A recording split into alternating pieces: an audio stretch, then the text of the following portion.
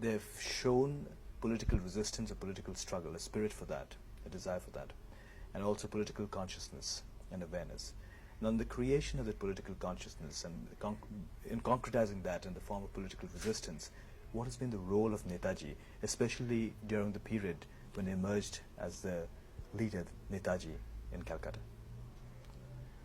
You see, Netaji Subhas Chandra Bose was a very keen student of political history, and on the basis of a very critical analysis of Indian history, he came to the conclusion that there could not be, fundamentally speaking, any compromise, any sort of a compromise between British imperialism and the rising Indian nationalism. And in order to achieve that, see, there cannot be any compromise with imperialism. And in a broad sense, he put it in simple terms like this, that the greatest crime for a man is to compromise with injustice and wrong. So I think since the days of the Bengal Renaissance, through the partition and the series of movements which we have seen since till the attainment of independence, what has characterized Calcutta and Calcutta's common man is this spirit not to compromise with injustice and wrong. And I think the best symbol, the best embodiment of this spirit was Subhas Chandra Bose. So when we observe Calcutta's tercentenary, it is against our interest, and if I may say so, it is not in our interest to forget Subhas Chandra Bose.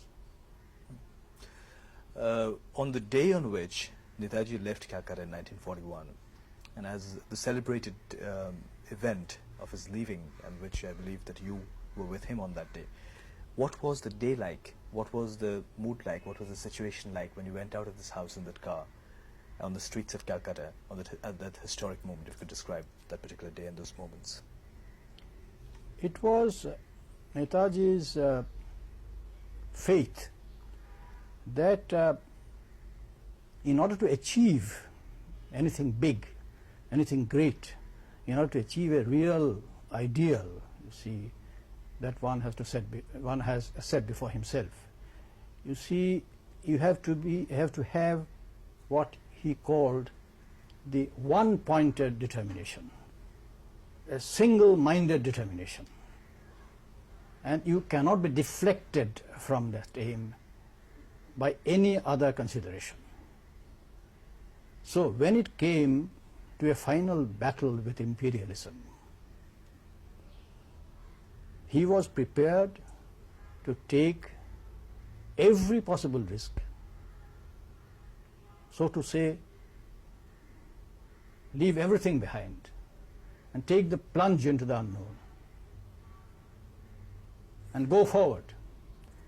So what you now and we ordinarily call the great escape of Netaji, I would like to sort of rephrase it and call it the great advance towards the creation of a new India rather than an escape, you see.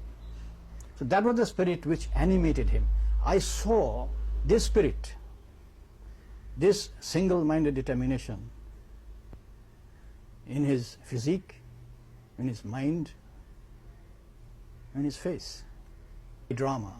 But he was perfectly calm. Netaji himself was perfectly calm.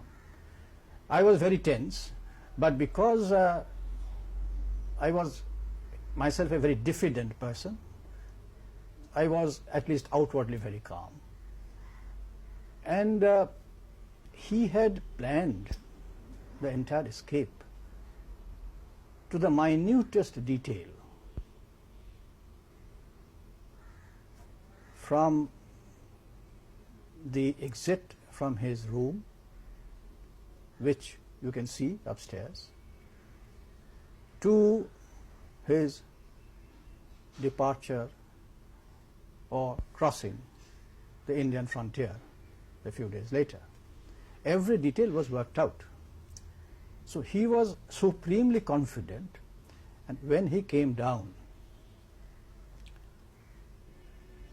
what infected me was that confidence. See? We went out of the house after coming down the corridor and the staircase on tiptoe and driving out of the house in a most natural fashion. We confidently drove 2 nights to reach Gomoh station so that he could catch the train to Peshawar. As a citizen of Calcutta, a lot of people have spoken about the life of Calcutta, that Calcutta is a very much living city.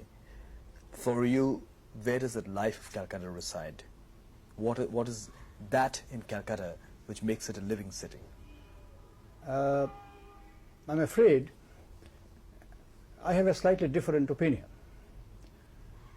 What is being put out as the life of Calcutta is for the most part temporary and short-lived exuberance. What to me is the life of Calcutta is what I have already spelled out to you. That is the spirit of resistance to injustice and wrong. And on this occasion, on the occasion of the 10th centenary of Calcutta, we, the citizens of Calcutta, must remember this, that if Calcutta has to live, if the citizens of Calcutta have to live, we have to maintain and keep alive this spirit of resistance to injustice and wrong. That would be the greatest tribute to Calcutta's history and Calcutta's future. Let me say this, that what is usually put out as the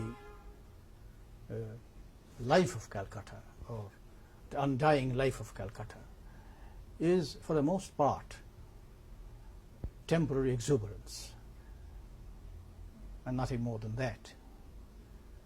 What is, truly speaking, on the basis of historical analysis, is the life of Calcutta, or represents the life of Calcutta, is the spirit of resistance to injustice and wrong that has characterized the history of Calcutta ever since the days of the Bengal Renaissance, through the series of mass movements, people's movement, the non-cooperation movement, the mass civil disobedience movements, the great August Revolution, and so on. And of course, finally, the INA movement. All this shows that Calcutta represents essentially and truly the spirit of resistance to injustice and wrong, and the fight to rectify or defeat injustice and wrong. And the best way we can observe and celebrate Calcutta's centenary is to remember this lesson and see that Calcutta